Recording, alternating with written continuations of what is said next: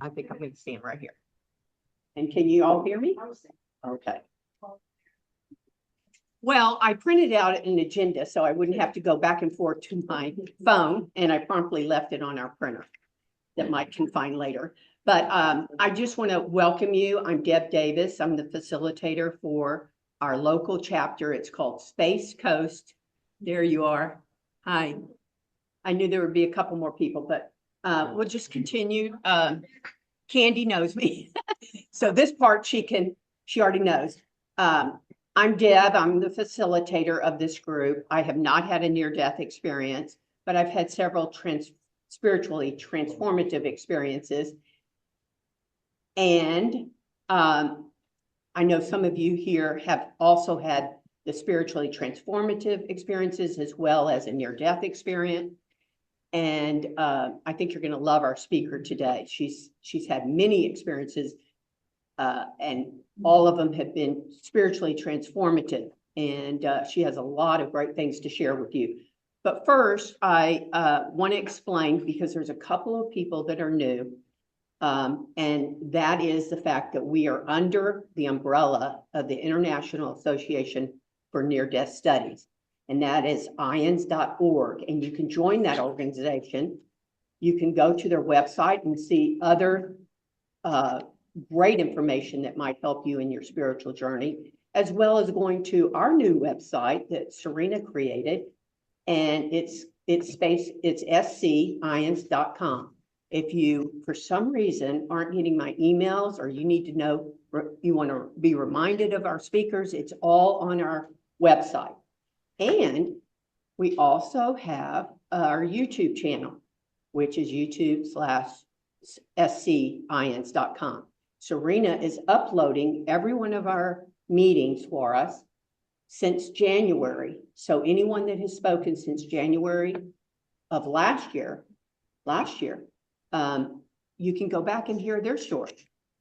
And one of the things that I want to share with you today is something I read in the paper. I don't normally like this paper, but there's a guy that writes a Spirituality Today article. And I just want to share this. He says, resilience very rarely thrives in solitude. And I thought, yes, that's why we have these meetings, don't we? He says, March has been a month of nurturing hope. And that's another reason we have these meetings, hoping you will leave here realizing your purpose here on earth and having a knowledge that there's love after we leave here, after we transcend. So I thought this was perfect. He said, finding light in dark times. And I think Jerry and I were just talking about that, how this earth does seem sort of dark, but we're the light bearers. You, me, all of us that are awakening and are enlightened to what's next. And it goes on to say, embracing daily practices that sustain us and celebrating life's milestones. This week, we turn outward, exploring how shared strength helps us endure and how we become part of something larger than ourselves.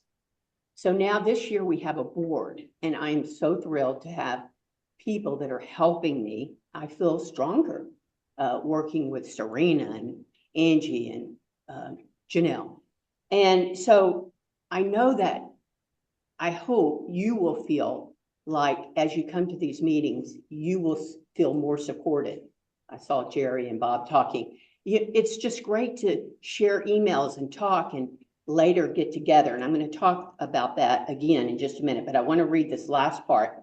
Spirituality, collective resilience reminds us that we are woven into a much wider web.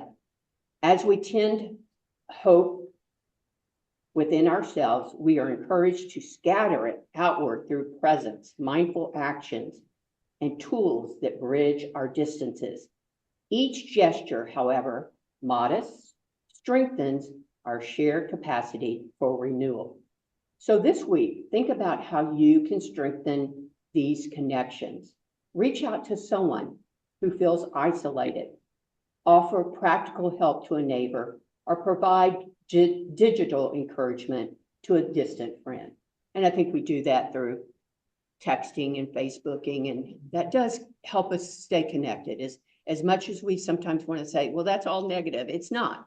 We are staying connected with the people that we want to connect with.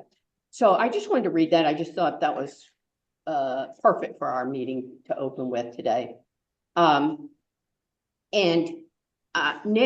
I want to go to the reason that we do this participation little gift thing is because we're glad that you're here, and we hope you will support each other. And because you come, I want to give you a little reward if you are the winner. So Angie gave out a little ticket, and if you'll look at your ticket, she's going to call out the last number, and we have a little thank you gift for being here today. 353556. All righty. And these gifts are now being generously donated by Helma. She couldn't be here today, but I think all of you know Helma Macy. She is creating these little gifts and donating them instead of me going out and buying a candle, which I thought was really fun and generic. She kind of told me those are dangerous, and I'm learning so much. I didn't realize they were toxic. So for anyone that got a toxic candle from me in the past, you can throw it away. She said you should not give it to anyone else. She had won 2 of them, and she calls me up and says, I just want you to know that I can't give them away, and I hate to throw them away, so I don't want you to give any more out. And I said, oh, I won't. Thank you for telling me. And then just on her own, she generously said, let me make the gifts and put them in these cute little bags. And so she's donating those each month. And I think they're very generic, and you'll all love them. This month's is I think a beautiful wooden spoon that someone hand carved, right? Isn't that nice? Okay, so something like, oh, wooden. Okay, pinchers or something. So anyway, again, thank you to all of you that are here and all of you that are going out and telling other people about our meetings. I don't advertise, so word of mouth is how we've grown, and I do envision us getting bigger and bigger and bigger as the years go by. All right, let me tell you what's happening on our next meeting. It's going to be April the 27th. I gave you some calendars, and I will attach a calendar to the next email because I only brought about 4, and I know some of you might want a calendar for the whole year so you can plan ahead and try to be here on that Sunday. They're usually the 3rd or 4th Sunday of the month, but it changes. So I just want you to know that Claudia Watts Edge will be with us. And she did next month on April 27th, she experienced a profound earth death experience when she and her newborn baby died. And she's written several books, so I'm going to tell you what they are so maybe you can get them ahead of time. Gifts from the Edge, Lessons from the Other Side, and her 3rd book is We Touched Heaven. So those are her 3 books. You can get them on Amazon and try to read them before you get to our next meeting. I do that with our guest speakers. And speaking of our guest speaker, I want to introduce her in just 1 second. I want to show you her book. This is a great book for anyone who is wanting to know about different ways of being spiritually transformed. She has had many different experiences, and it didn't start necessarily when she was very young. It started after the death of her brother. And she has had some incredible growth And you know what? She did it intentionally. That's my new word for this year. Do things intentionally. And she did it intentionally. She wanted to grow spiritually. She wanted to connect. And she opened her mind and her heart. And she would seek the knowledge from different sources, not just one, but from many different sources. And she'll talk to you a little bit about that today. And I admire her so, because I think she's around my age. And when she and I were young, you didn't have too many opportunities as a woman. You really didn't in the 50s, 60s. You were told you could be a mother, you could be a nurse, you could be a teacher, which I became. But our speaker today, Becky Clausen, became her own business person in a world of men, really. She owned her own business and she worked hard. And I think because I went into the business world, you felt this pressure that you had to put your all into working in those days. And it wasn't easy. There were mostly men. And you were competing with men, yet you were still wanting to try to remain a woman. It was difficult. And there wasn't, it was a different era. And I know all of you, but maybe lady, understands what women went through in the business world. And it wasn't easy. And I watch my daughters today, and they have a different, it's not easy either, because they're mothers and wives and all that, but there's some protection for them that we didn't have as women against some things that I'm not going to get into. But I so admired her because eventually, and she'll probably tell you this, she sold her business and really got into her spiritual journey. And so I'm so happy that we have her today. And I so hope you get this book because it's full of resources in the back. So it's called Changemaker, How My Brother's Death Woke Up My Life. And Rebecca, we call her Becky, Austill-Clausen. So she's an occupational therapist, a Reiki Master, an award-winning author, and an international speaker now.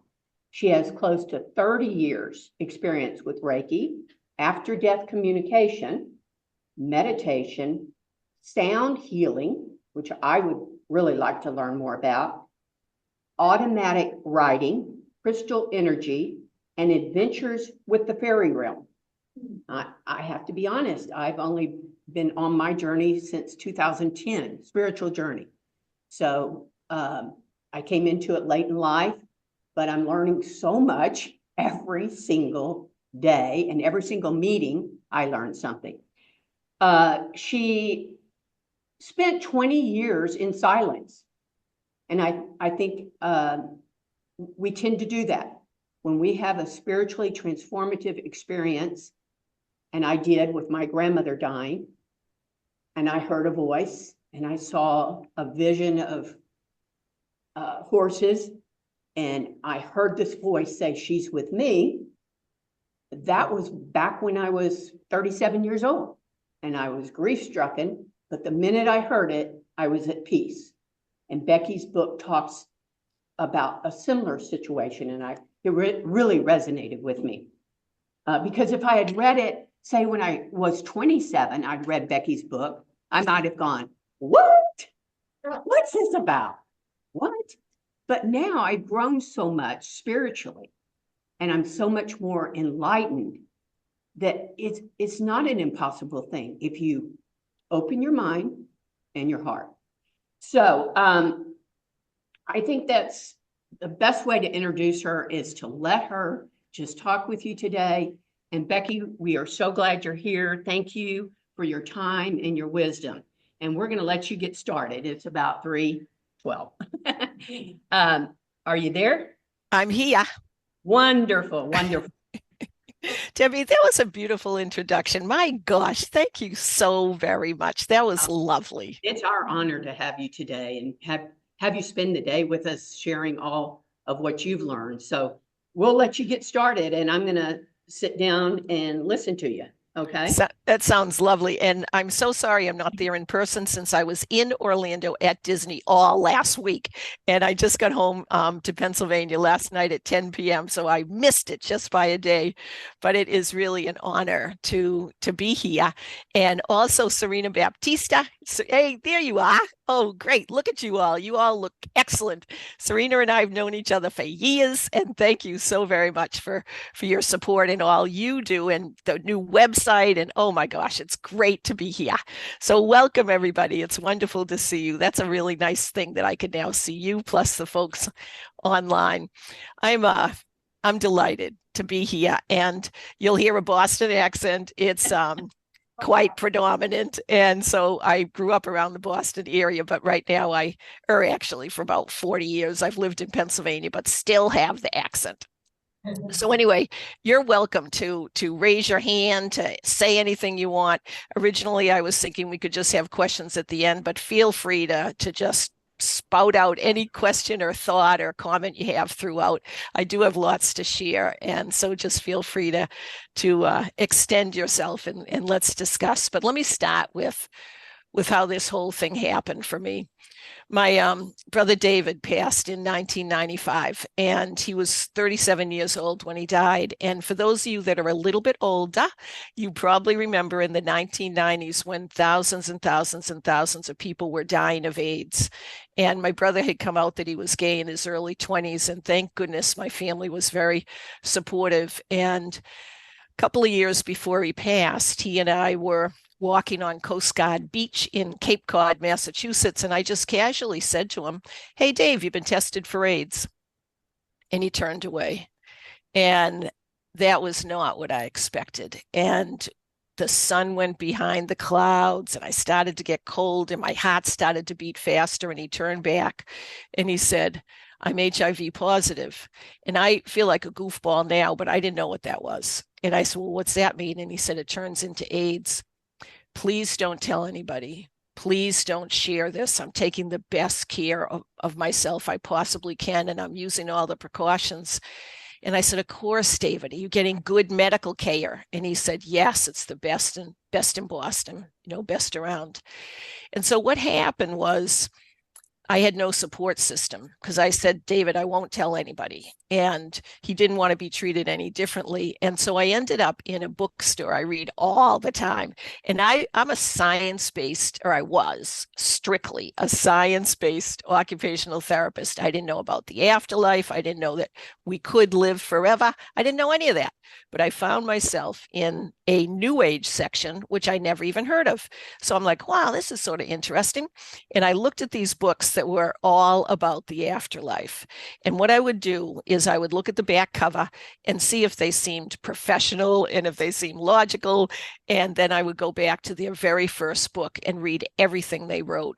And it was really quite an extraordinary way to start my journey. And I had shared some of these books with David before he passed. And so he was generally aware that maybe there might be a life after this physical existence we live, but we really didn't talk very much about it.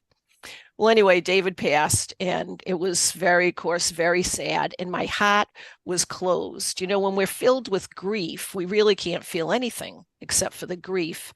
And 6 weeks after he passed, I was riding my horse through a Christmas tree farm, and that day I got the best present of my life. And it was a beautiful day. David passed on October 1st. This was middle of November in Chester Springs, Pennsylvania. We had just had our first frost. Icicles were hanging from the trees. Rainbows were sparkling. It was lovely. And I opened up my heart just a little and said, "Thank you, universe, for a beautiful day." I closed my eyes, and there was my brother. He was in human form, wearing a black and red plaid flannel shirt, dungarees, and sandals. I had never, ever, ever, ever seen her done anything like this at all, but it was real. And the title of this talk today is Following the Light. The light was luminescent. I had never seen anything like this. The scene was filled with joy. There's my brother. He was in human form. I started to talk with him. Now my eyes are closed, but I started to talk with him and realized I could just send thought. And in about a split second, I realized he was great. I was great. I looked to the right, and there were my grandparents, Abe and Bessie Dole from Wellesley, Mass. They had both passed not too far, not too, long from each other, about 10 years ago, holding hands like they always did. And beside Grandma and Grandpa was Edward, a childhood friend who we all knew, and he had passed about 6 months ago. Beside Edward was a friend of mine, Holly, and she had passed about 20 years ago in a motor vehicle accident. And everybody's smiling, and the scene was filled with light. And I looked behind them, and there was about 24 people. Now, I used to play the church organ. My dad was a minister. I tried to get religious, but I became more spiritual than religious, but I played the church organ for a long time. And I knew these people were people that I played the organ for at their funerals. I'm like, oh my gosh. I turned back to see my brother. And behind David was a golden arch. Now, not McDonald's. It wasn't like that, but it was a golden arch. And all these books that I had read said, if you ever see a doorway and you feel comfortable, feel free to go through it. So I looked to David to see if he would bring me through this golden arch. And instead, my 4'10" grandma takes me by the hand, and we literally skipped through this arch. On the other side of the arch was a fuchsia colored land, and I'm talking brilliantly fuchsia. Now, my husband Jeff and I have two boys. One of them's named Kenny and one of them's named Ryan. And as you can imagine, they've heard this story a few times. They're now about, I think they're 38 and 36. They both are just having birthdays. And so at the time, they were about 6 and 8 when all this happened. So anyway, they say to me, Mom, do not use the word fuchsia when you're explaining what happened to you. And I'm like, well, why shouldn't I use the word fuchsia? They said, it sounds like you're tripping, sounds like you're high, sounds like you're loaded. I wasn't any of those. And seriously, it was brilliant fuchsia. And so at that point, I did not see my dad's dad, Gramps, because the grandma and grandpa that I had seen were my mom's parents. But Gramps had died about 15 years ago, and I didn't see him. I heard him. And with a beautiful, loving fashion, beautiful voice, it was Gramps' voice. He says, get over here. And he takes me by the hand, and we literally fly through the air, reminiscing, enjoying being with each other, sharing experiences. And all of a sudden, I mean, this felt like hours that we were there. All of a sudden, my horse starts to move, and her name's Astra, and Astra is named Star. That's what Astre means, star. So anyway, my horse is moving, and I said to Gramps, I need to go back. And so we do this U-turn in this fuchsia-colored land. He brings me immediately to this golden arch. I fly through the golden arch. There's my brother, my grandparents, grandma and grandpa, Edward, Holly, 24 other people, and the horse is moving. And I said to them, I need to go back. And you know what they all said at the same time with beautiful love and light? We will always be here. We will always be here. And I pulled up the reins and I thought, what just happened to me? And it was really quite extraordinary. At that time, this was 1995, we didn't really have the internet. And so I went to the library. I had no idea what happened. So I'm walking up and down the corridors, and I guess I thought the book would fall out and explain to me what had just happened. Well, that didn't happen.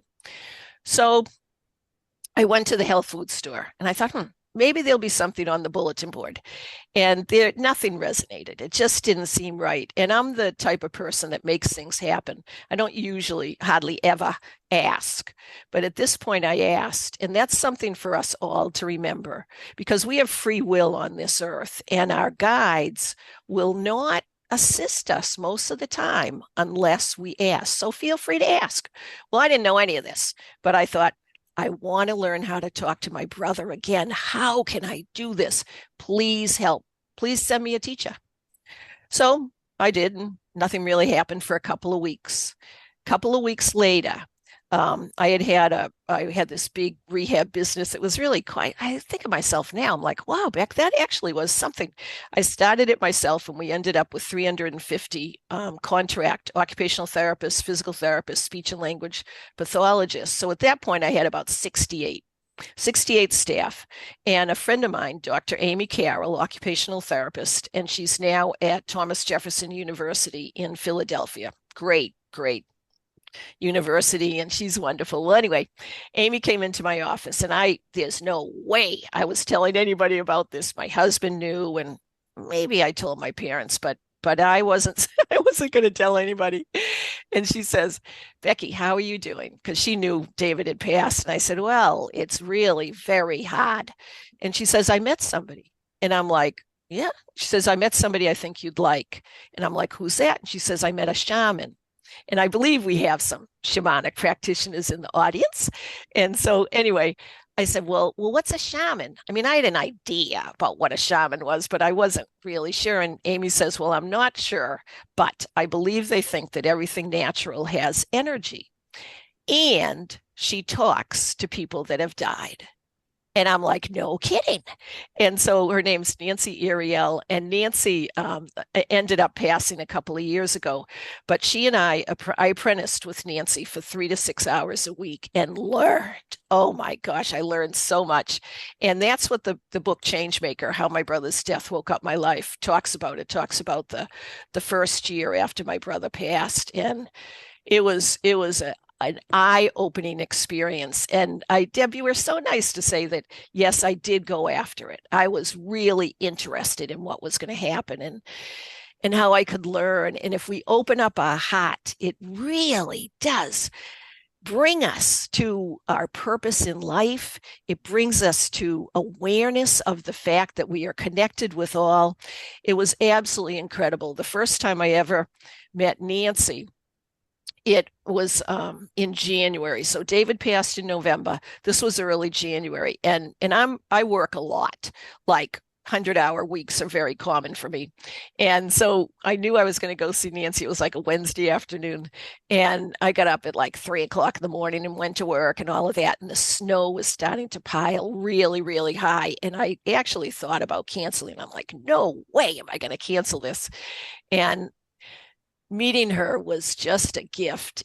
By the time I got to her home, and she lived in Reading, Pennsylvania, and this is the same Reading that's on Monopoly. So it's, Reading, Pennsylvania, sort of like it's a city. And I thought, a shaman lives in Reading, Pennsylvania. It was a curiosity. But anyway, she did. Nancy is fantastic. So anyway, I'm in my down coat and boots and wool socks and all this. And Nancy opens the door and she's in a sundress. And I thought, Becky, now what are you doing here?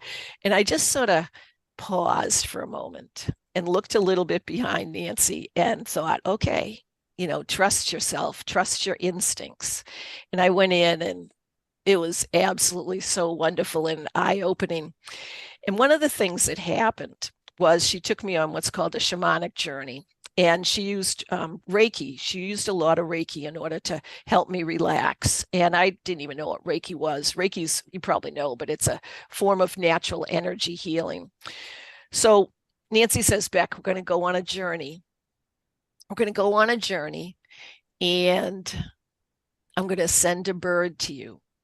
You're going to see a bird, and this bird is going to come and take you on a journey. And so I thought maybe it would be a hummingbird or a cardinal or something. And this big, huge black bird comes down. And Nancy had me talk to her because my eyes were closed. She had me talk to her while I was journeying. And I said, well, I see a big black bird. And it came closer and she says, Becky, it's here for you. You don't need to be afraid. It's totally fine. And so the bird landed there and she says, now introduce yourself and say hello, of which I did. And she says, now you can climb on its back. And I thought, oh my gosh. And she goes, you're not going to hurt it. It's okay. You can climb on its back, which I did. And she says, now get ready because you're going to fly up into the air. And so what she was doing was she was leading me and guiding me through this shamanic journey, which was fantastic. I had never done anything like this, nor read about it or anything, but it was very beautiful. And we flew up into the air and we left what I would consider this universe. And all of a sudden there was like this dark, sort of a dark tunnel. And we went through this dark tunnel, and I just for a split second in the middle of the tunnel, I thought, oh my gosh, is this going to be all right? But I was very trusting and very interested in what was happening. It was only a split second that I got nervous. And then we ended up at the end of the tunnel, and there was this beautiful light and luminescent scene. It was absolutely and beyond anything that I could ever imagine. And at that point, I think it was about 4 to 6 beings that were in a cape. They had a long floor length cape. I didn't see their face, but it was a long floor length cape with the hoods. They had hoods on. And like I said, I'm a PK, a preacher's kid, but there was a lot of times that I was agnostic. I didn't believe in God. I was an atheist. I was an atheist. I didn't believe in God. I was an agnostic, and I thought there might be something, but I wasn't sure. Like I kept going back and forth. I'm like, how can there be something beyond what we had? And for me, I was meeting God. And I knelt down in front of God and bowed. And God said, rise, you're doing fine. Everything's all right. And I thought, oh my gosh, this is absolutely incredible. And I grew up in Episcopalian, low Episcopalian, so I knew about Jesus and the disciples and these people that were in back of what I would call God. With the air supporting this situation. And so Nancy says, because I was telling her all this was happening, and she said, ask a question. And I thought, what question do I ask God? Who am I to ask God a question? And I thought, what should I ask? She says, no, you can ask. And so I said, is my work, I always put work first. Learned later that's not the best thing, but that's what I was doing. Is my work, family, and am I going to be okay if I get involved in this? And the answer was yes, of course, you're doing fine. And it was really quite a extraordinary experience to have that validation. And at that point, Nancy said, well, she made sure that I was finished. And she said, ask for a sign. And I'm like, okay, what sign will bring me remembrance of this occasion? And the sign for me has been a feather. And so now every time I see a feather, I'll just pause just for a moment and give thanks and share love and express gratitude to the universe for being so beautiful. And at that point, I got back on the big black bird and came back, and we landed, and I gave my thanks and my love. And after a few moments, the bird left, and I shared with Nancy what had happened. Well, it turns out, which I didn't realize this, this is 1996, because David passed October 1st, 1995. This is 1996, just dozens of years ago, maybe a couple of years ago. I was listening to a podcast, and someone was talking about shared death experiences. And I'm going to tell you a shared death experience at the time. But I started to think about this raven, and I'm like, wow, I actually had a visit from a raven. And I want to share what happened to me when David passed. So I'm going to go back a little bit. David passed, and we had the funeral, and then my parents had everybody back at their house. And we reminisced and talked about my brother and all of that. And a week later, David had been living with a girl named Lorene. And Lorene and David had lived together for about 5 years. They're very good friends. And David knew Lorene's schedule intimately. They had separate rooms and all of that. And Lorene had walked in about a week after David had passed. Lorene walked into her bathroom, And I don't know if you can hear this. Maybe you can. I'll try to make it a little loud. And she hears this. Hope you can hear that. It's knocking. She's hearing all this knocking, and she'd never heard this knocking. It was at 7 o'clock in the morning. And so she's looking around, and she has this dog named, was a Bichon dog. I forget what, Bubbles. I think his name was Bubbles. Yeah, she had this Bichon dog. I think it was Bubbles. And the dog's going wild, and she can't figure out where this knocking sound is coming from. And she looks under the clawtooth bathtub and nothing's there. And she opens up a closet and nothing's there, but she takes out a broom. And then she looks up and she sees a solar panel, sees a sun, whatever it's called. You know, when you have those lights that you can see in. Brain fart here. Anyway, she sees this panel on top of the ceiling. And she realized there's a big black bird up there. And she takes this broom and she says, "Get away, get away." And the bird went away. And then the next day she gets up 7 o'clock, exactly on time, like she always does. She walks into the bathroom and she hears it again, a knock. And she had kept that broom in there and she goes, "Get away, get away." And the bird goes away and the dog is going wild. Third day in a row. And so Lorene's telling me this on the phone. This is about a week after David passed. She goes, "I go into the bathroom, 7 o'clock, and guess what I hear? You know, the pounding again." And she looks up and she says, "David, I know it's you.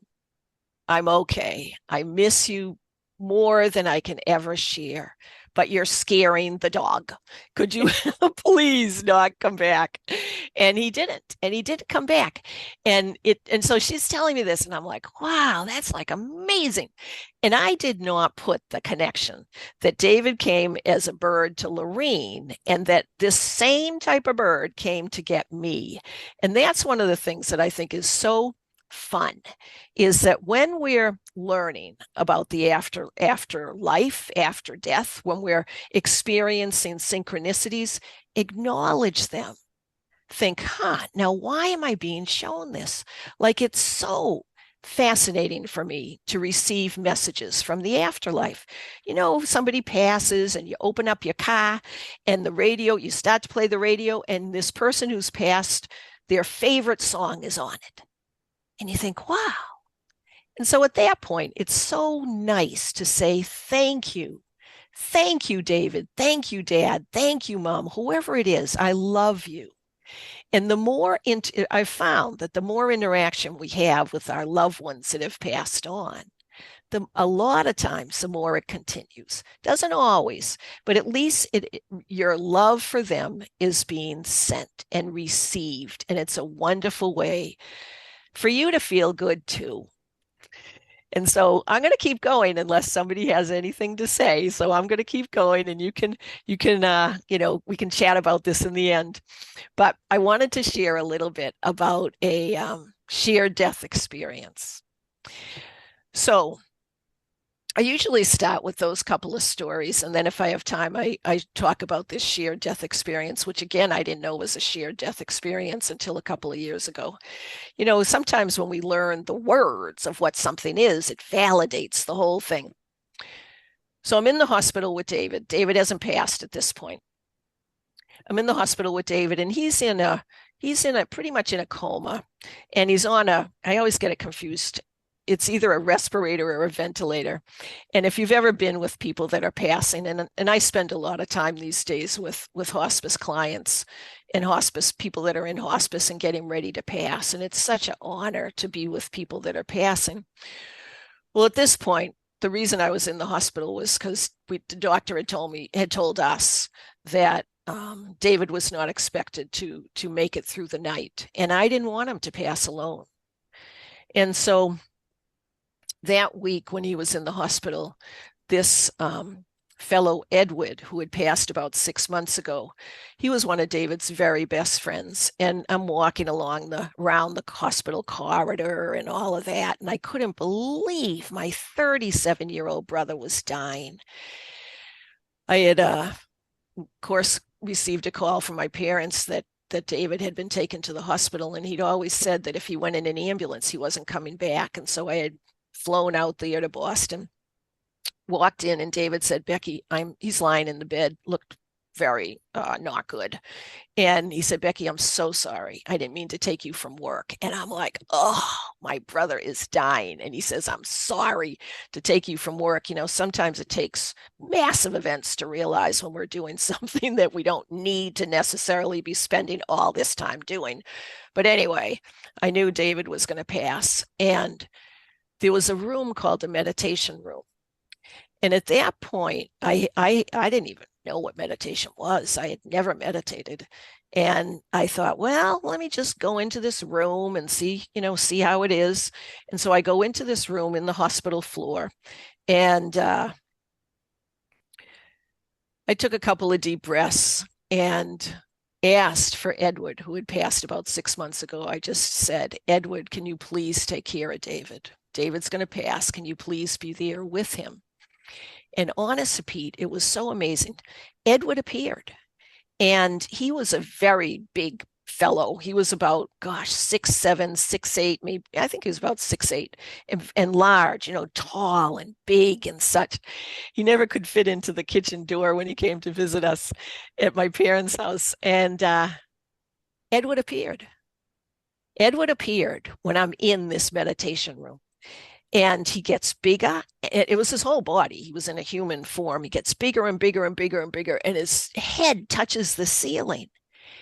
And it was not, we weren't talking, but I was feeling his energy, and we were able to share thoughts. And I was so overwhelmed with the fact that my brother was passing. I didn't even realize this was something unusual.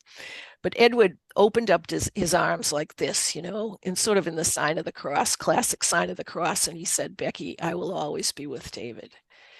And I thought, okay, thanks, thanks. So to get back to, that had happened a couple of days before David really was in a coma and lying on his back, and I was staying in the hospital room.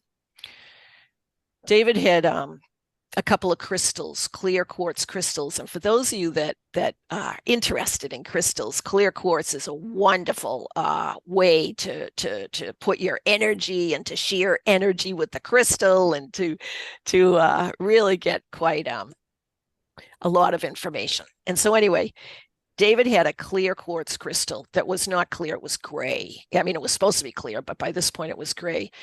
But Lorene had brought also Edward's crystal, because Edward had passed. And so Edward's crystal was there too. So I pick up Edward's crystal, and it tingled.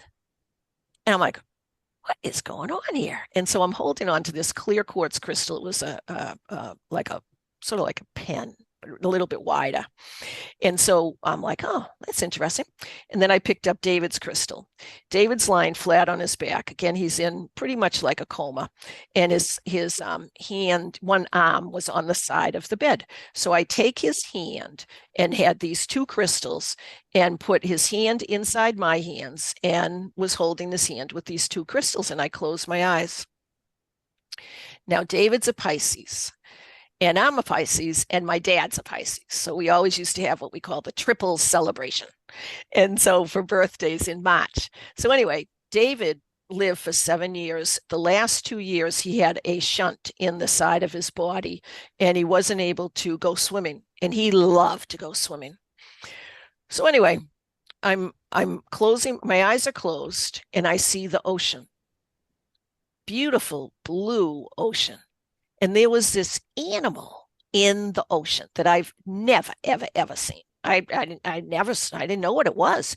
It was fat, big fat animal. It looked like a dolphin, but it didn't have the hump on. It didn't have the whatever you call it, the thing on the back, the hump on the back, and it was looking at me, and I was looking at it. And all of a sudden, I realized this animal had my brother's eyes. And it was humongous, these beautiful, brown, loving, gentle eyes. And I'm looking at this animal, and realized, oh my gosh, I think David shapeshifted, which I didn't even know the word, but he transformed into this animal. And David, and I was like, wow, this is amazing. And so I'm looking at this animal and looking at the eyes, and the animal slowly, I mean, slowly starts to come towards me. Very, very slowly, swimming in the water. And then all of a sudden, got really close, and then it entered me. And I was filled with the most beautiful light and love and luminescence and joy and surety that David was alive. Somehow my brother had transformed into this amazing animal. And he stayed inside me for a long, long time. And then when I really felt sure that I had received the message, and he knew that I received his message, that he was there and he was alive, he slowly left, and I could see him swimming away. And I thought, oh my gosh, there's my brother and he's still alive. And then I saw this other animal, much smaller, same type of animal. And I had a feeling it was Edward. And David, this animal, David, turned around and looked at me. And it was like sending me one more eye blink of love. And then he went away. So that happened the night that I thought David was going to pass. And that's what's called a shared death experience. I believe that David's physical body, which was still beating until the next day, was still there, but his essence, his consciousness, his soul had transformed into this animal swimming in the ocean that David had sorely missed. He really loved the ocean, and he wanted to be back there. And so he transformed, and I was able to share in that shared death experience. So this is now about, it's about 4:00 in the morning. So I'm like, well, wow, what do I do now? And so I went outside, and there was this beautiful garden in the hospital and trees. And I hung out by the tree and just believed and thought and sent love to David and thought, my gosh, what just happened to me? 7:30 in the morning, my dad and mom come in. And so dad's a minister, and mom is very proper and a proper minister's wife. And I said, Mom and Dad, you wouldn't believe what I just happened. And so I shared this whole thing. And dad looked at me and he said, Becky, people deal with death in all sorts of ways. And I thought, oh, thank you for telling me I hadn't lost my mind. I didn't say that, but I did think that. Okay, you didn't tell me I was nuts. And mom just sort of looked, sort of nodded her head. And I'm like, okay, but that did happen. And it's been such a joy, absolute joy, to be able to continue communicating with David, because that's what happened with Nancy Ariel when I went to learn about shamanic journeying and learned about Reiki and learned about after-death communication. And David, to this day, continues to come back. And sometimes, he's not here all the time, but I was just teaching a Reiki Master course it was a week ago yesterday. I was teaching a Reiki Master course, and I just moved. And so right outside my desk is the bird feeder. And so there's this bird, of course it's a cardinal, because cardinal's a classic sign of the after death communication. And I'm looking at this bird and I said, who are you? My brain is very focused on teaching Reiki. And it said, David, I'm David. And I know a lot of Davids. And I'm like, David, I wonder which David you are. And then I'm like, Becky, of course it's your brother, David. And so, he's almost been past like 30 years and he's still coming back. Not everybody comes back that much, but I feel very, very lucky and connected for all that to happen. So I have a variety of more things I can share, but does anybody want to have me keep going? You have any questions? If people don't raise, is it okay if I keep going? Okay. Okay, great. All right, I'll keep going. So I've had a variety of spiritual transformative experiences, a shared death experience. I wanted to let you know when my dad passed, one of the things that has happened, and Serena is the classic example of this, when your loved ones pass, a lot of times you do gain a awareness of how to continue to communicate with them. And it's been such a joy. And the thing that happened with me is that I learned how to do automatic writing. Now, there's a funny chapter in my book, Changemaker, how my brother's death woke up my life, which took me 20 years to have the confidence to make it public. Anyway, I started with Nancy in January of 1996, and in April was the American Occupational Therapy Association conference. So I go to this conference, and I'm filled with incredible stories and information and all of this. And I was on a fast track to organizationally be quite involved with AOTA. And people were like, Becky, you have lost your mind. And it was too early. And it put me back about 10 years organizationally. But, that's sort of what happened. Anyway, the last day of the conference, there was a meeting that I was at, and there was a nun. And so I thought, oh, let me sit beside a nun. Let me see what she thinks. And so I sat beside her, and honest to Pete, within 5 minutes, she's talking to me about automatic writing. Do you know about automatic writing? And I'm like, no, I don't know what that is. And she says, well, it's when you're in meditation and you pick up a pen, you're writing, if you're writing your journaling, your meditation or during your meditation, and the pen automatically starts going across the page. I'm like, you're kidding. She goes, no, I just went to a conference last weekend with a psychologist from New York, and he told me about automatic writing. I'm like, wow, that's amazing. And so that was the last day of conference. And the next day I am back home, and I'm out riding my horse. So at that point, I'm meditating probably about 4 to 7 times during my horseback ride, because I would always ride through the woods. And then Nancy had said, Becky, you always want to journal what's happening, because it's good. You put the date. And when I say date, she goes, you need to put the day, the month, and the year, because sometimes you're going to need to read your journal, and it's quite validating that you can remember that all these things have happened. So anyway, I'm journaling these meditations that I had, and honest to Pete, my pen starts to move across the page, and I'm like, oh my gosh, I can either freak out and have this thing stop or go with the flow. So I thought, okay, I'm going to go with the flow.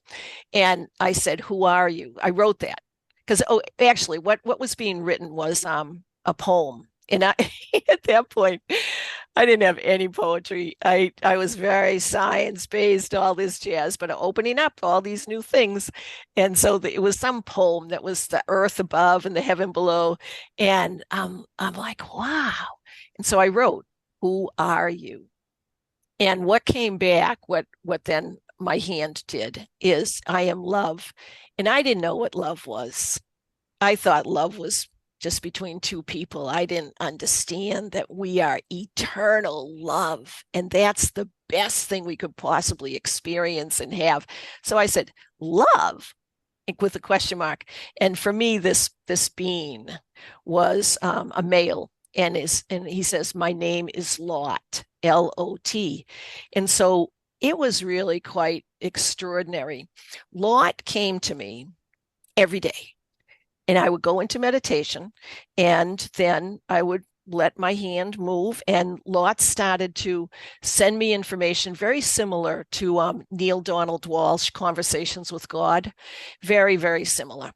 But I didn't know about Conversations with God at the time. So I'm getting all this information from Lot, and it was very lovely. It was very soothing, and talking about the connection of all and love, and very, very nice information, but definitely not coming from me.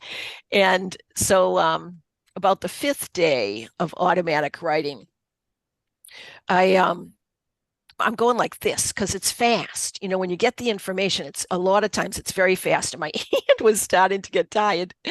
And so Lot writes, why don't you use your computer?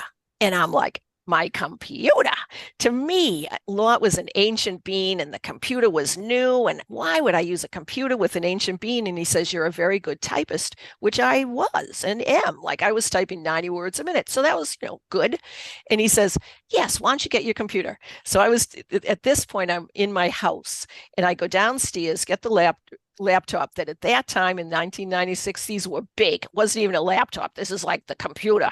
You're bringing it up, and I put it on the dining room table and close my eyes, put my hands in ready position, and honest to Pete, the words just flowed. I've got now probably 4,000 pages of information from Lot, and after about 3 to 4 months, Lot says, hey, Becky, no. He calls me Rebecca. Rebekah. That's how he writes, Rebekah. I'm like, oh, that's interesting. For years, I've been trying to get used to the name Rebecca, but it just hasn't happened. And so now I call myself Becky, even though the book's written by Rebecca Austill-Clausen. I'm just like, I much more resonate with Becky. Well, anyway, speaking about that whole thing. So I'm writing all this stuff and all that jazz. And that's how I meditate now, is doing automatic writing. And so my dad passes. Long story to get to this spot. My dad passes and I write to, I'm communicating with him. And I said, hey, Dad, how is it where you are? I'm really interested in how it is. And he says, they call you Rebecca around here. And I'm like, yeah, actually, I do know that. And I was very interested what Dad was going to call me. Was he going to then write Rebecca or was he going to write Becky? And I was so pleased that Dad wrote Becky.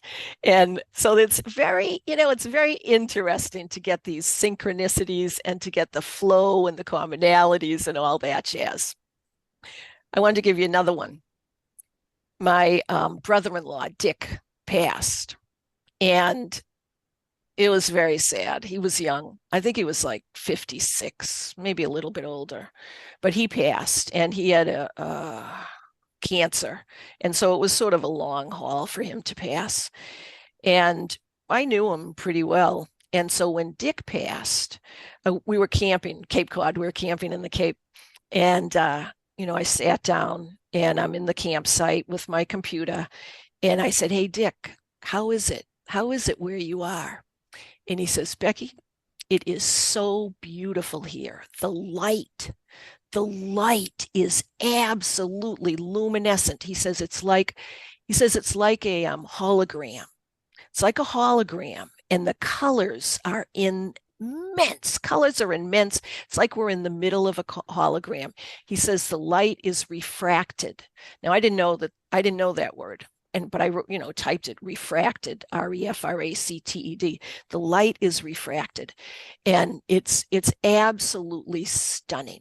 And I'm like, hey, Dick, I teach after death communication. Can you tell me how I can explain what the light is like? And he says, get a prism.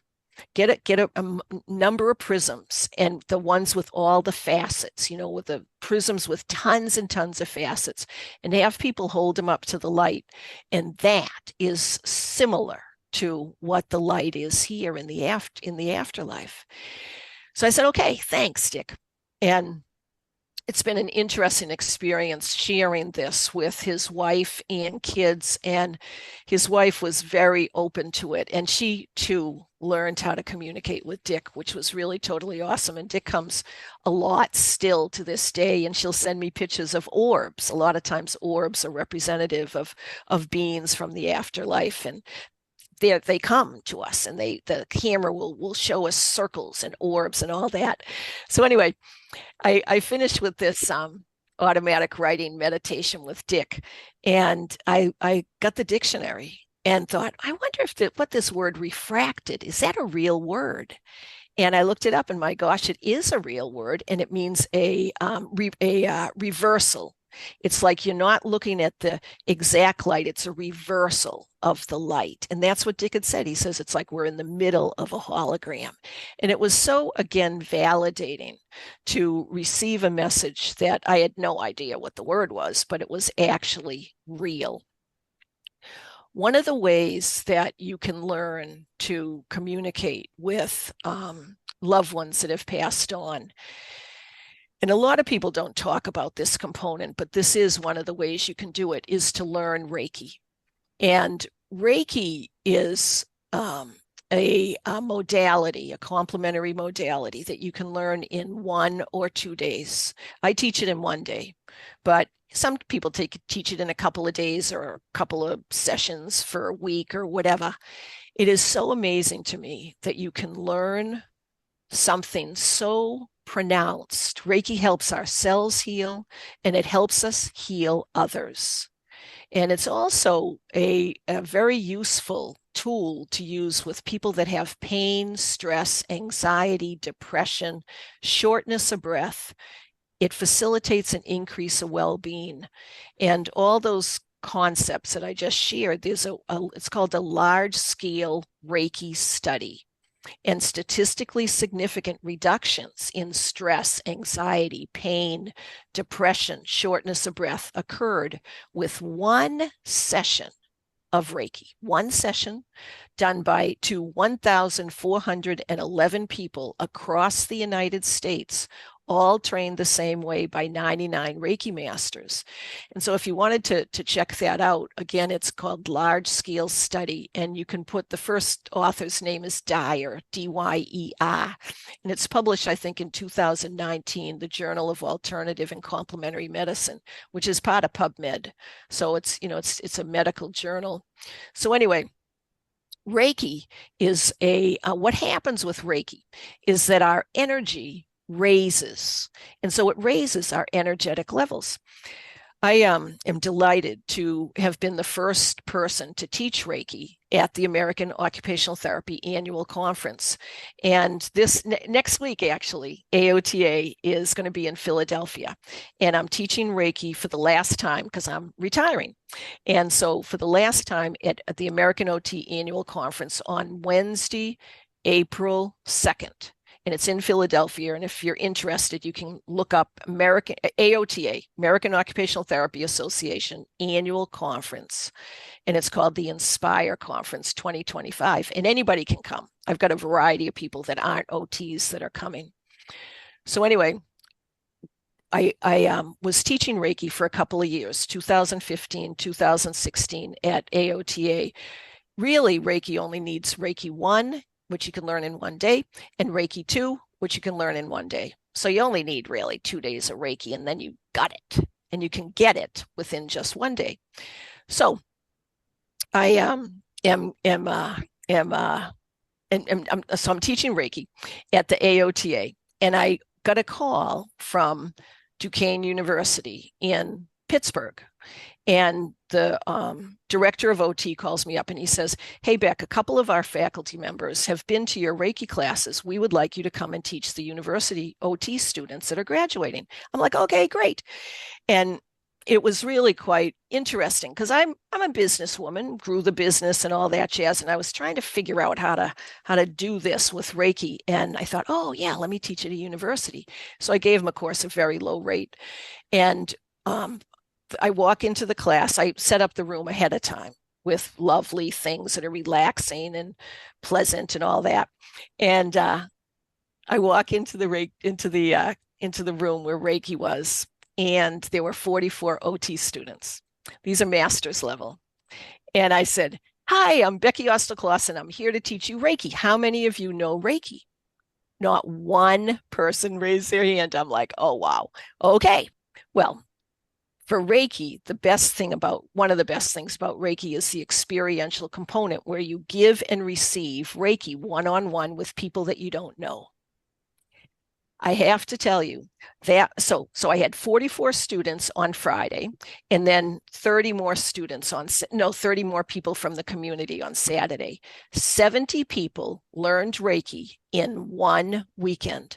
20% had after-death communication experiences. 15 people had after-death communication experiences, and these people had no idea what Reiki was.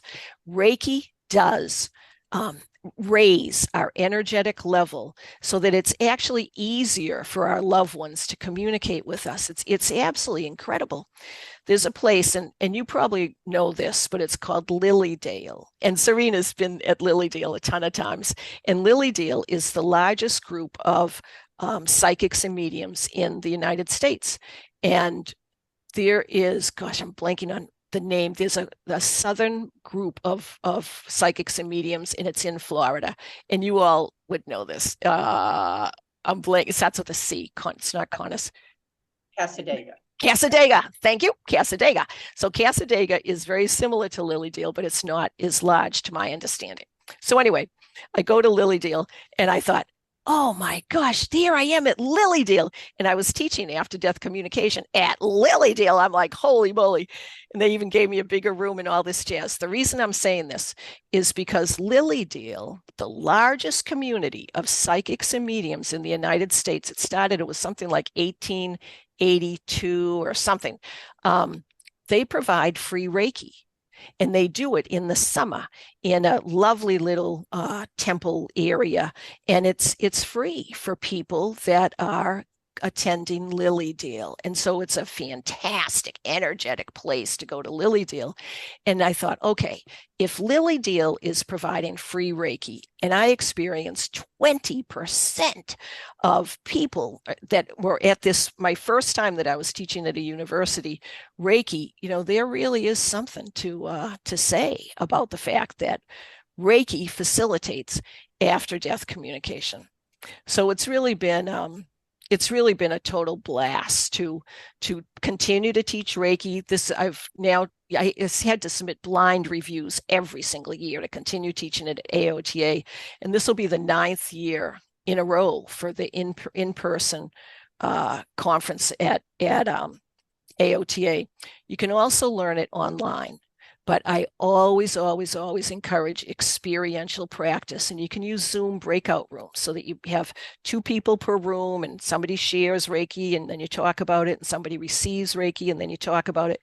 And then we come back in a big group and talk about it. But when you're choosing a Reiki practitioner, I encourage you to trust yourself. Trust yourself, listen to your heart, listen to your soul. And ask yourself, does this feel like the person that I want to learn it from? But it is a way for you to increase your after-death communication. I have one more thing, and then I am going to open this up to questions.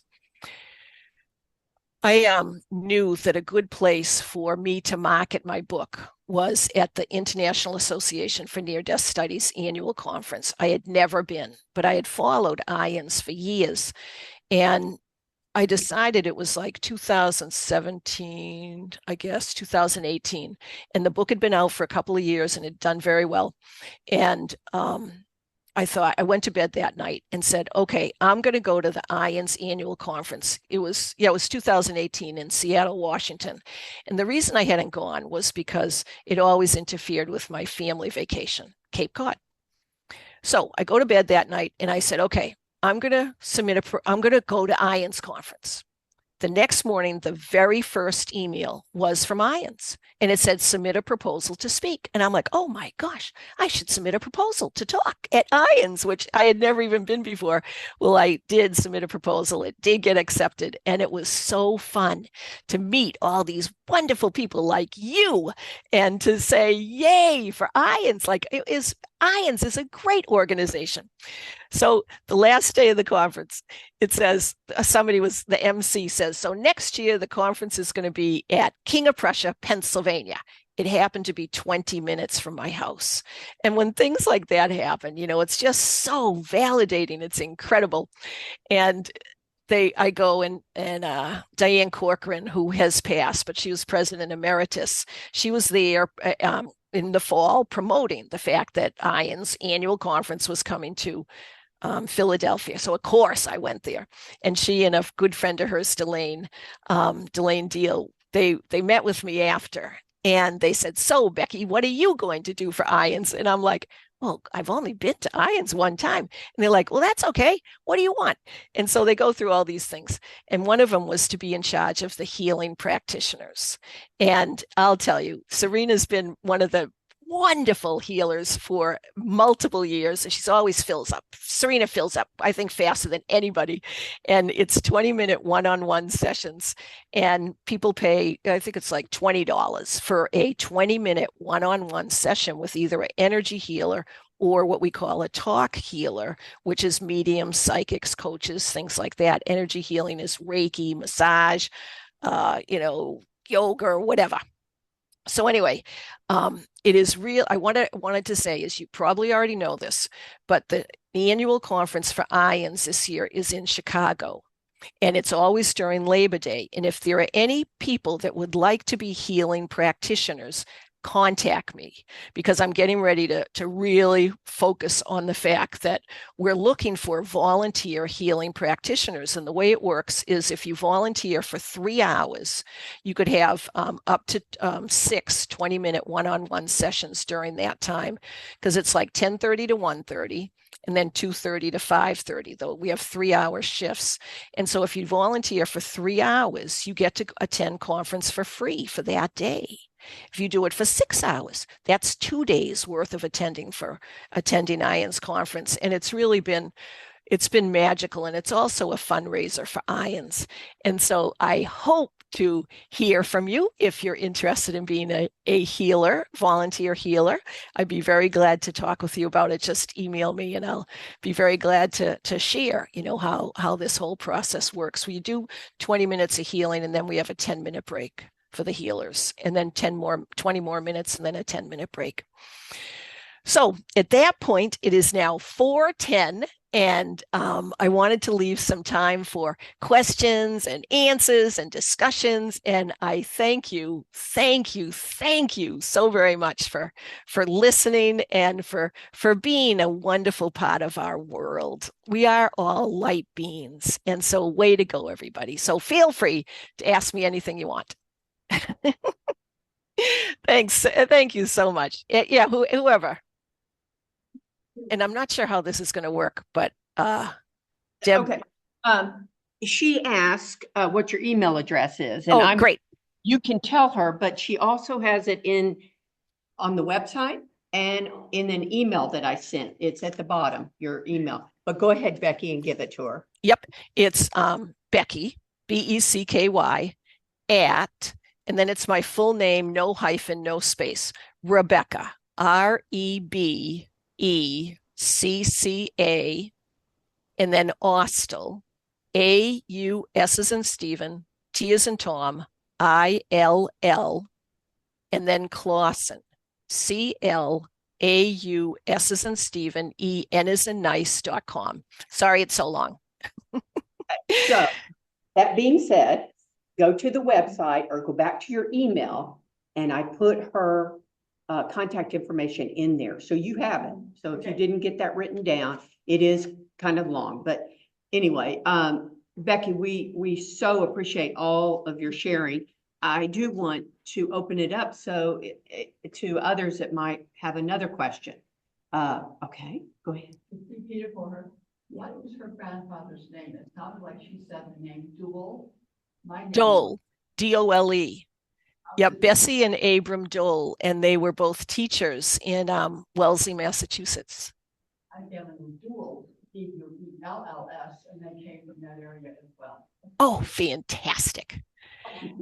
It's so fun. When things resonate with us, and then when you have synchronicities and partnerships, something reminds you of something else. It's, to me, I always use it as a way to express gratitude, because gratitude goes so nicely with love. And the more gratitude we can share, the more love we receive and the more love we can give. And it's this beautiful circle of gratitude and love. So way to go.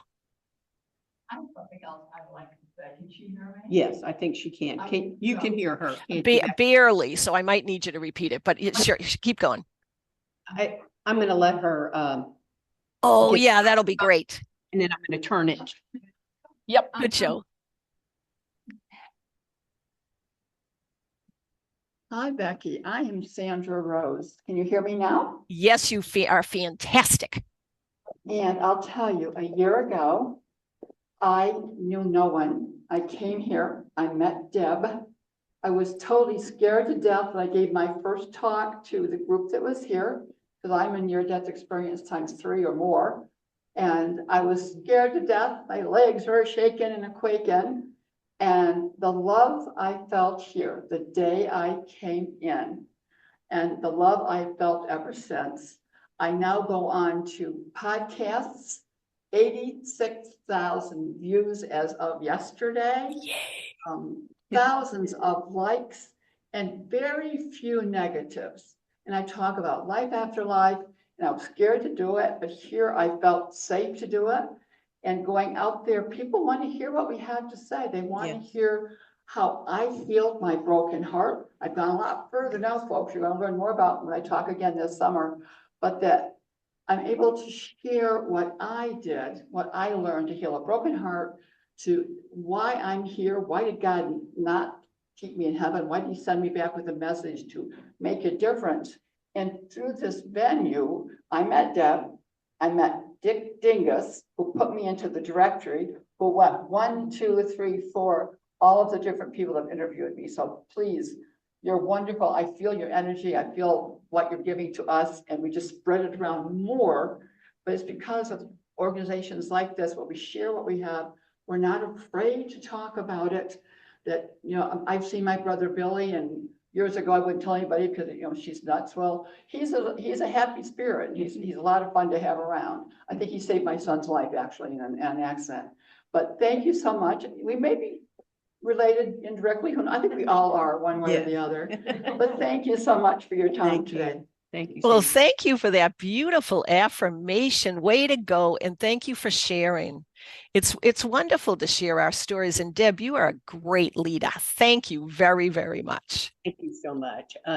It's been really easy. This group is so much fun. I always say it's like going to church on steroids, right? It really is. It really is. Anyone else have a question or want to say something? Okay, Angie. Okay, come on. This is Angie. She's our vice president and very much important to our group here. So, hi, Becky. Thank you. Hi, Angie. You're just amazing. You are too. Fantastic. I have a question about Reiki healing. A lot of Reiki healers I've heard will do long distance healing, either through the phone or through telehealth. Have you ever done long distance healing with Reiki? And what is your experience and advice for someone who would be learning Reiki about doing long distance healing? Oh, that's an excellent question. I didn't want to go on and on about Reiki because I can definitely go on and on about Reiki. In level 2, you learn long distance healing. And so I have a variety of stories that I can share. And so let me just share one or two. One of the first times I was teaching long distance healing at the American OT Association, Reiki 2. It really is quite fascinating because energy can go through everything because there's no walls. And so with intention and love, you can send healing. So we practiced it a couple of times in Reiki level 2. And after the first time we sent, I had everybody send a message to either someone they knew or someone they didn't. And then I said, and does anyone have anything you'd like to share? This girl in the front row raises her hand and she said, my daughter knew that I was coming to learn Reiki, and she wasn't sure when this was going to happen, but I had asked her permission if I could send her a message with Reiki, if I could send her Reiki. Because see, with Reiki, it's an interesting thing. It's not up to us to provide healing. It's up to each person to say, I would like you to provide or assist me. I would like you to assist me to heal. And so with Reiki, what we do is we first get permission. So you first get permission from the person, and then you connect with the everlasting light, with the unconscious love, with the reality that is here. And then you say, I have permission. Can you please provide me? Can you please provide this person, you can call it a client, a family, friend, whatever it is. Can you please provide this person with their energy for their highest good? Those are the words used, for the energy for their highest good. And then you, as a Reiki practitioner, receive that information, and you're like a empty bamboo rod. And so the energy goes through you like an empty bamboo rod, and then you send it to the person. So with long distance healing, the way you do it is you ask, you're in a meditative state, and you can do this just by closing your eyes, taking a couple of deep breaths, connecting with the universe, connect with yourself. And then with a clear intention, you send a message ideally with your eyes closed, because sometimes with our eyes open, we're so visually bound, it's tricky. So I encourage people to close their eyes. Send a message to the person that you want to facilitate by sending them Reiki healing. Is it all right if I send you Reiki?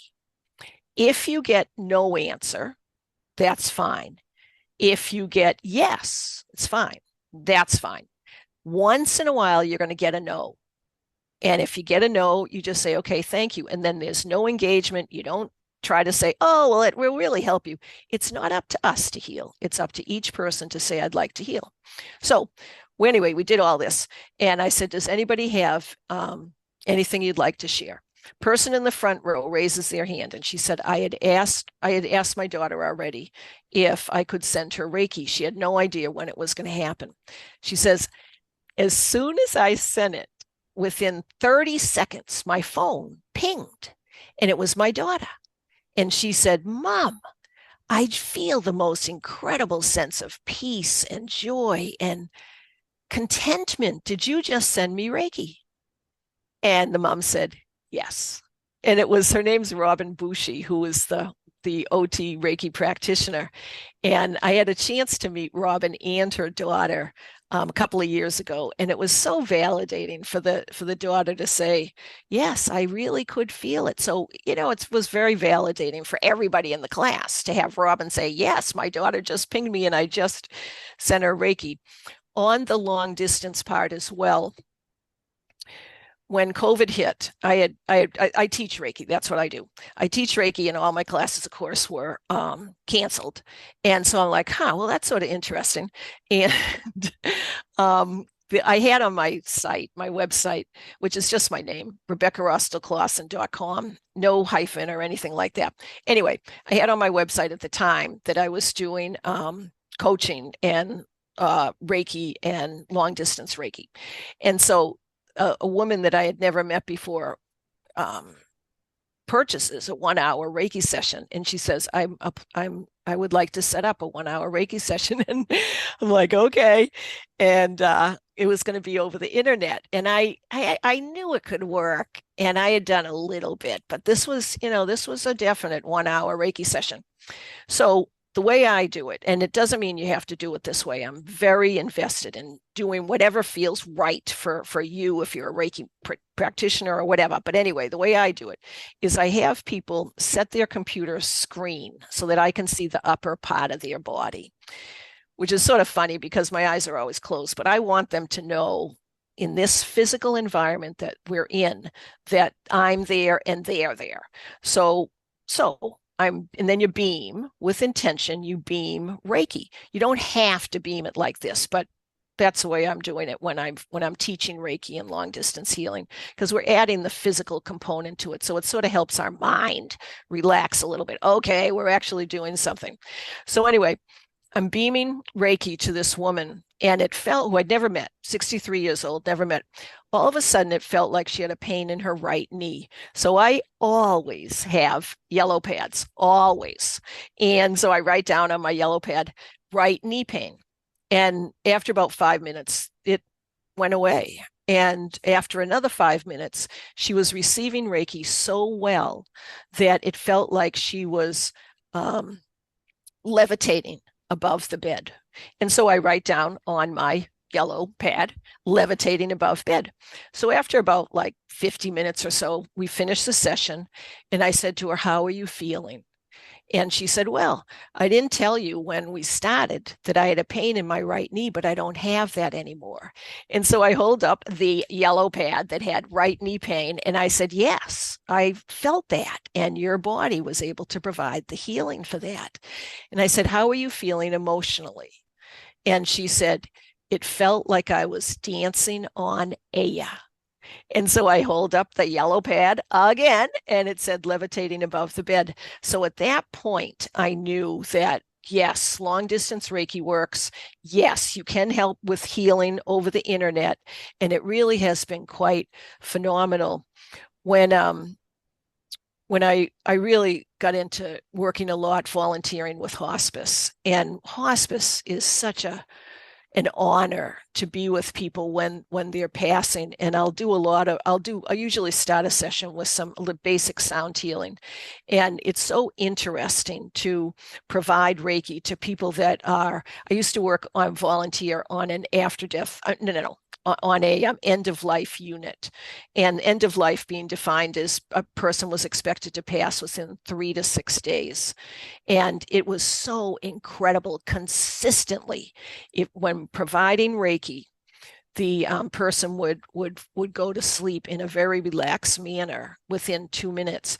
And you think, well, how did you get permission if the person was, really sort of in a coma type of state? And you do the same type of thing. You pause before you start doing it, connect with yourself, close your eyes if you want, breathe a couple of deep breaths, and really get mindful with what you're doing. And then you send a request. If they're not able to verbalize, you send a request. Is it all right if I provide you with Reiki? And the same type of thing. If you get no answer, wait a few moments. If you get nothing, that's okay. If you get yes, it's okay. But if you get no, and once in a while you'll get a no, and that's okay. The person just isn't ready for it. Their soul knows they're not ready for it.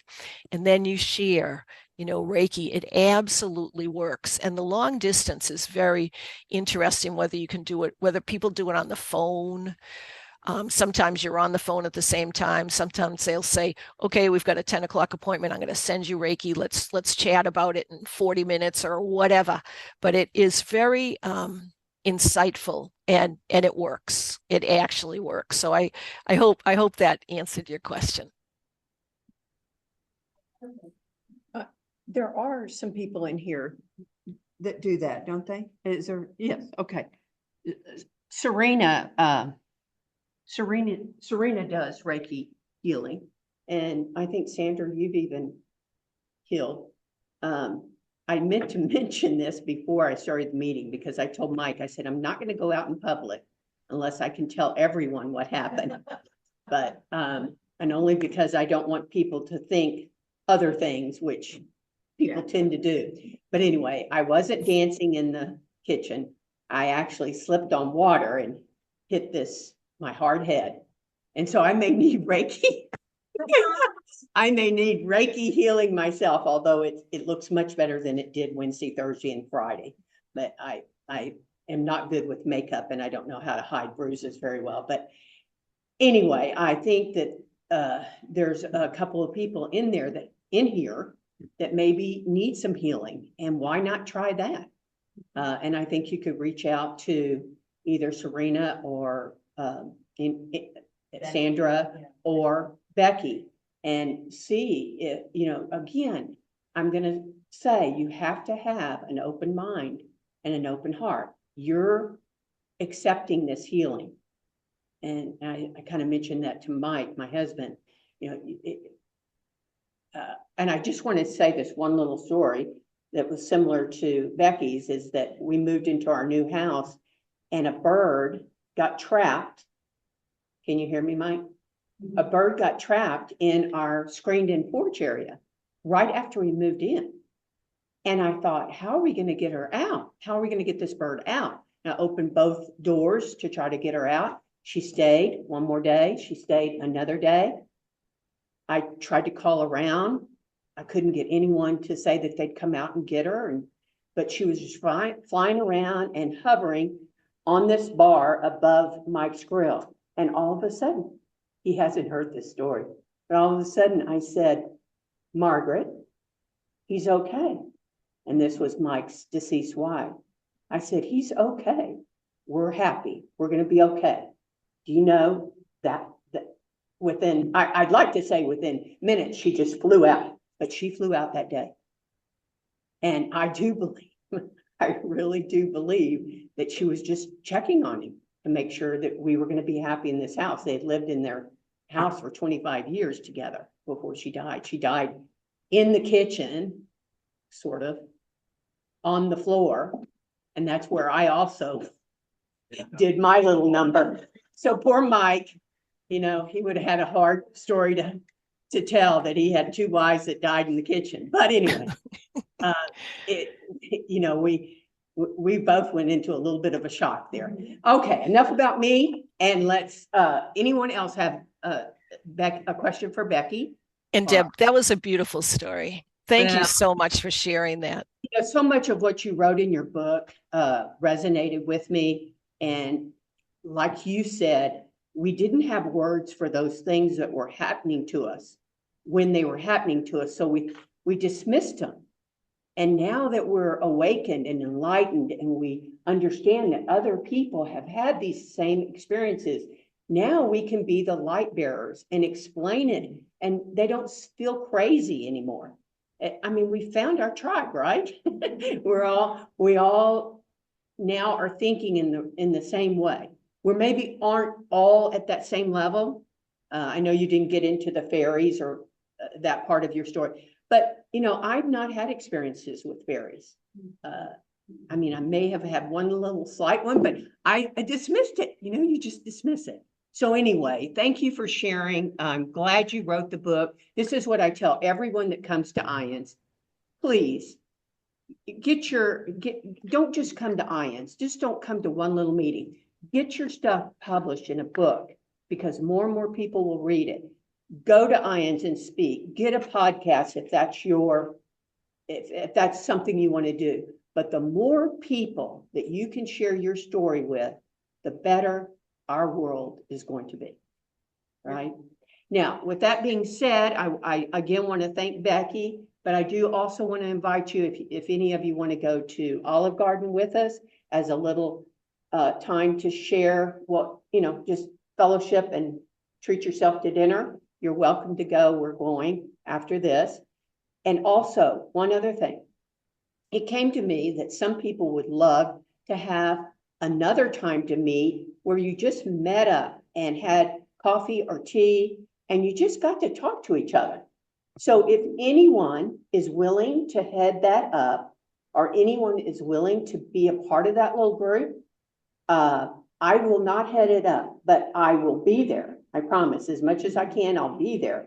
But if someone would like to head that up, I think it would be a great extension to what we have now, because we don't always get to talk to each other before and after. And I think we need each other. I think we need to support each other and love each other. And so if that's something someone wants to do, email me, okay? I'm in a big hurry always to get out of here by 4:45. We try to get out of here so the library gets, so I don't always have a lot of time to hug you and love on you and talk to you, but I want to. So if you know, you can email me and you can call me. Some of you have my number. So, all right. I think that's it, Becky. Thank you. And Zoom people, thank you so much for being present and for sharing your love with our world. As Deb says, we're light workers. We're here to share our love and share our light. And thank you so very much. It's an honor to be here. Thank you so much. All righty. Bye-bye. And y'all have a wonderful week this week. Share your love. Lots of love, everybody. Always and forever. Yep. Forever.